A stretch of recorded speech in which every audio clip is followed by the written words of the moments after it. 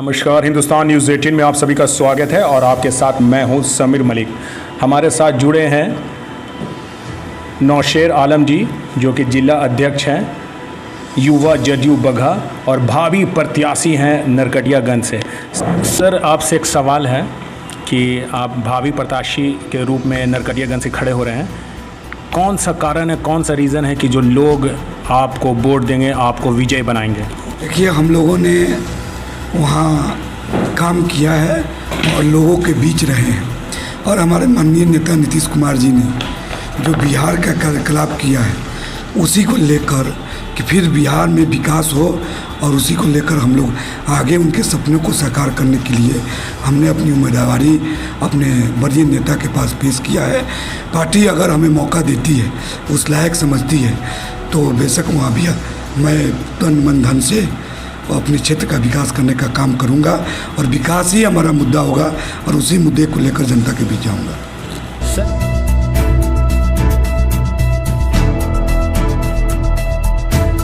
Sir, अभी NDA की सरकार है, और ख़ास तौर पर अगर जब ग्रामीण क्षेत्रों में जब लोग जाते हैं तो अभी भी लोग शौच के लिए बाहर जाते हैं।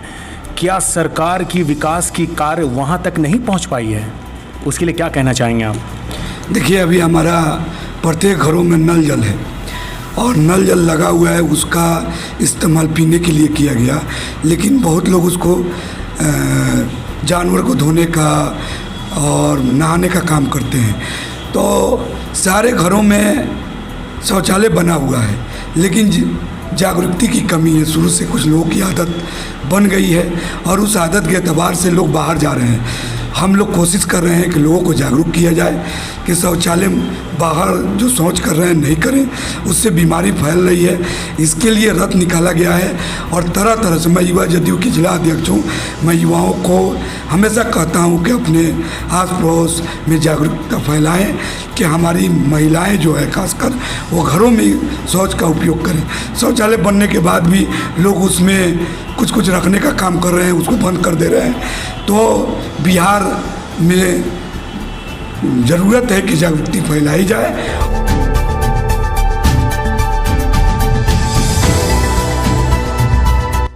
सर, एक सवाल है कि अल्पसंख्यक के लिए क्या क्या कार्य किए गए हैं? सरकार ने आप लोग के लिए क्या क्या कार्य किया है?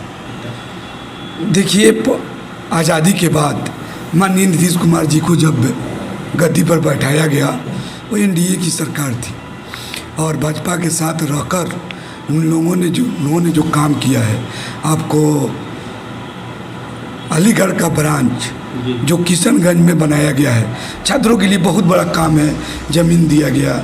उसके बाद कब्रिस्तान की घेराबंदी, 8000 कब्रिस्तानों की चिन्हित किया गया, जिसमें 6700 से ऊपर कब्रिस्तान बन गए हैं, बाकी प्रोसेस में हैं। उसके बाद प्रत्येक महिलाएं जो तलाकशुदा हैं उन्हें 25,000 रुपये देने का काम किया जाता है। और उसके बाद आप बजट देख लेंगे कि कितनी बजटें बढ़ी है। प्रत्येक मदरसों में कंप्यूटर की व्यवस्था हुई है, प्रत्येक मदरसों में आपको कंप्यूटर की व्यवस्थाएं। हमारी लड़कियां जब पास होती हैं मैट्रिक, तो 10,000 रुपया देने का काम माननीय नेता ने किया है। उसके बाद कब भागलपुर के दंगा हुआ था कांग्रेस के टाइम में, उसके बाद राजद की सरकार हुई, लेकिन उन लोगों ने कुछ नहीं किया। उन लोगों ने, जिन लोगों ने दंगा कराया, उन्हें इनाम देने का काम किया गया था सोनपुर के मेले में। हमारे नेता ने उसके लिए आयोग का गठन किया, और आज भी 5,000 रुपया, हालांकि बहुत ज़्यादा नहीं है, लेकिन प्रोत्साहन राशि के तौर पे भागलपुर के जो लोग भी प्रत्याशित हुए थे, उन दंगों के लोगों को 5,000 रुपये दिया जाता है। आपको हज भवन में लड़कियों को ट्रेनिंग दिया गया, और बीपीएससी की ट्रेनिंग देकर, कोचिंग देकर, पैसे देकर इंतजाम किया गया, और बहुत से बच्चे बच्चियाँ बीपीएससी की नौकरी पाए हैं।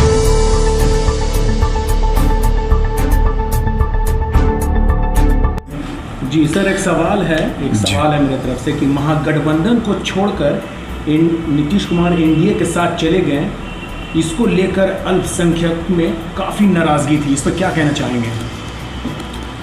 देखिए, उस वक्त जो हालात बनी थी, ठीक है, हम लोग की जो सरकार थी, माननीय नेता नीतीश कुमार जी ने ही महागठबंधन बनाया था और उसका चेहरा सभी ने मिलकर नीतीश कुमार को बनाया और उन्हीं के चेहरे पे ये चुनाव हुआ और लोगों ने वोट दिया विकास के नाम पर और विकास करने के लिए।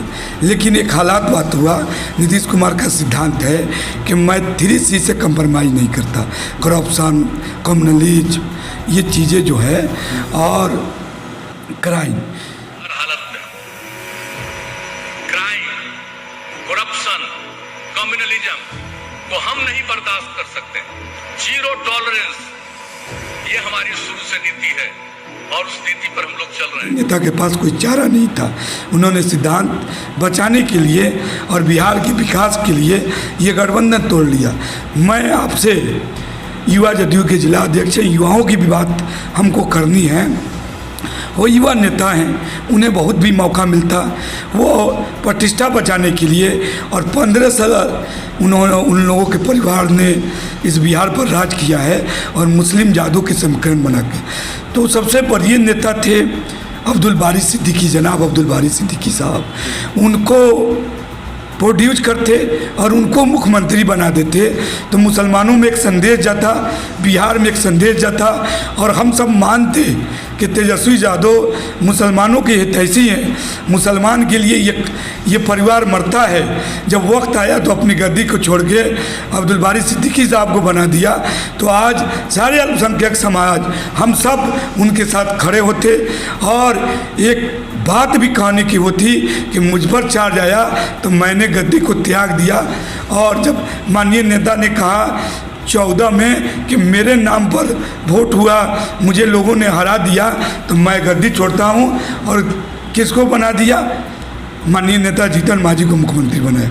तो वो भी एक बड़ा दिल दिखाते, लेकिन सिर्फ हम लोगों को ठगने का काम किया गया है। हमको कभी हिस्सेदारी देने का काम नहीं हुआ है। इसलिए मैं आपके माध्यम से आज मांग करता हूँ कि आप 15 साल आपका और आपके परिवार ने तो मुख्यमंत्री बना, आप क्यों नहीं आज किसी अल्पसंख्यक को, अब्दुल बारी सिद्दीकी साहब या कुछ जिसको आपको समझ में आए उसको मुख्यमंत्री बनाकर लड़ जाइए। तो एक बात होती कि आप अल्पसंख्यक समाज के लिए भी सोच रहे हैं।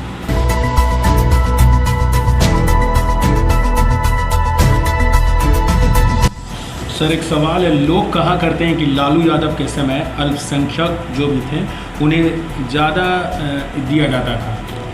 मतलब मैं आपके माध्यम से पूछ रहा हूँ कि 5 काम वो लोग बताएं कि जो अल्पसंख्यक समाज के लिए हुआ हो, 5 काम।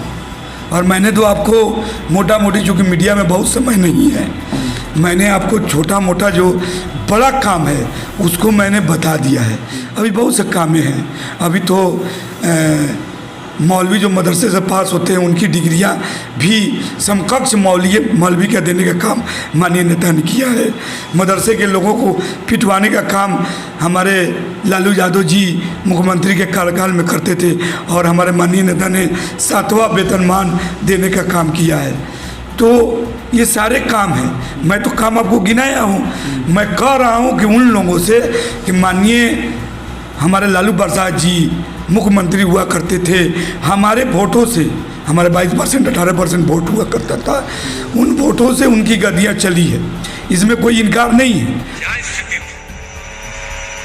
पति पत्नी राज 15 साल और उसके बाद मौका हम लोगों को मिला। तो क्या था पहले और क्या है आज? क्या स्थिति थी विधि व्यवस्था की? क्या लोग बोलते हैं आजकल तो पता नहीं, स्टेटमेंट देना और छप भी जाता है। कमाल है, सब लोगों को मालूम नहीं क्या था सामूहिक क्या हो रहा था, नरसंहार किस किस तरह की घटना हो रही थी। अब आज क्या स्थिति हो गई है जरा बताइए। और उन्होंने क्या किया अल्पसंख्यक के लिए? अभी उन लोगों का चुनावी एजेंडा है। हमारे माननीय विपक्षी नेता जो मुख्यमंत्री के दावेदार हैं उनको तो एक सूची जारी करनी चाहिए कि हमारे सरकार में अल्पसंख्यक समुदाय के लिए ये हुआ है। जैसे माननीय मुख्यमंत्री ने कहा कि मैं अल्पसंख्यकों के लिए ये किया है। तो आप विकास पर ना बात कीजिए। आप कह रहे हैं कि मैं सेकुलर हूँ इसलिए मुझे वोट दीजिए। सेकुलर सिर्फ बने रहें और हमें भूखा छोड़ दें, इससे मसले हल नहीं होगा। आप माननीय नेता तो भाजपा के साथ रहकर भी अल्पसंख्यक समुदाय का काम किया। वित्त का मालिक माननीय उप मुख्यमंत्री हमारे हैं सुशील मोदी जी, लेकिन उसके बाद भी कब्रिस्तान की घेराबंदी हुई, सारे काम हुआ। कोरोना को पीछे छोड़कर विधानसभा चुनाव आगे की ओर जा रही है। विधानसभा चुनाव बस कुछ ही दिनों में आने वाला है। आपके ख्याल से ये जो विधानसभा चुनाव कोरोना काल में होना चाहिए या नहीं होना चाहिए? देखिए, ये तो पूरी दुनिया महामारी है और हमारे सरकार ने लोगों को क्वारंटाइन दिया, उसमें पैसे खर्च दिया। हर आदमी पर 5200 रुपया खर्च हुआ सरकार की, और हम लोगों ने बहुत काम किया। आप लोगों ने भी देखा होगा। ठीक है, काम होता है, रोड पे चलता है आदमी तो गलतियां होती है, हो सकती है कि कुछ कमियां रही है।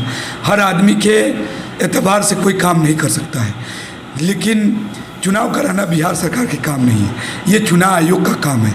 और चुनाव आयोग ने कहा कि समय पर काम होगा। न्यायालय का डिसीजन आ गया कि चुनाव समय पर होगा। जब चुनाव समय पर होगा और चुनाव आयोग भी कह दिया, ये बिहार सरकार का काम नहीं है। सबसे बड़ी पार्टी एनडीए की पार्टी है, लेकिन अभी जो बीजेपी की सीट्स कम है, लेकिन अभी एक मुद्दा उठ रहा है कि बीजेपी भी चाह रही है कि सीट को इक्वल किया जाए। तो इस पर क्या कहना चाहेंगे आप? देखिए, ये तो बड़े नेताओं की बात है और इस पर हमारे राष्ट्रीय अध्यक्ष और राष्ट्रीय महासचिव बोलेंगे, लेकिन मैं ये कहना चाहता हूँ, उम्मीदें तो सबकी होती है कि हम आगे बढ़ जाएं। जैसे मैं जिला अध्यक्ष हूँ तो हमारी उम्मीद है कि मैं एमएलए बन जाऊँ। तो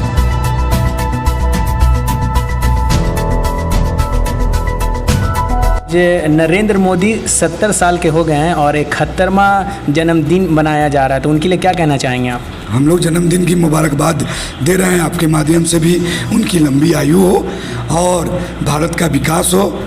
जैसे वो मुंहतोड़ जवाब दे रहे हैं, वैसे ही मुंहतोड़ जवाब देते हुए हिंदुस्तान के विकास में और रोज़गार की जो समस्याएं हैं, उन समस्याओं को हल करते हुए युवाओं को आगे बढ़ाने को और युवा कैसे रोज़गार बने, इस पर प्रधानमंत्री जी काम कर रहे हैं और काम करने की ज़रूरत है।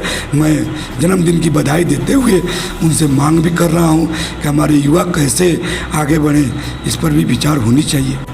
हमारे साथ जुड़े थे नौशेर आलम जी, जो कि जिला अध्यक्ष हैं जदयू युवा बगहा के। इन्होंने कहा है कि सबसे बड़ा सवाल, सबसे बड़ा मुद्दा है जो कि युवा को लेकर के है। युवा को बेरोज़गारी, जितने भी जो बेरोज़गार युवा हैं उन पे बड़ा कदम उठाया जाए और आने वाले दिनों में पता चलेगा कि बिहार में विधानसभा चुनाव में कैसी रणनीति है। और ये तो टाइम बताएगा, वक्त बताएगा। कैमरामैन कादिर खान के साथ समीर मलिक, हिंदुस्तान न्यूज़ 18।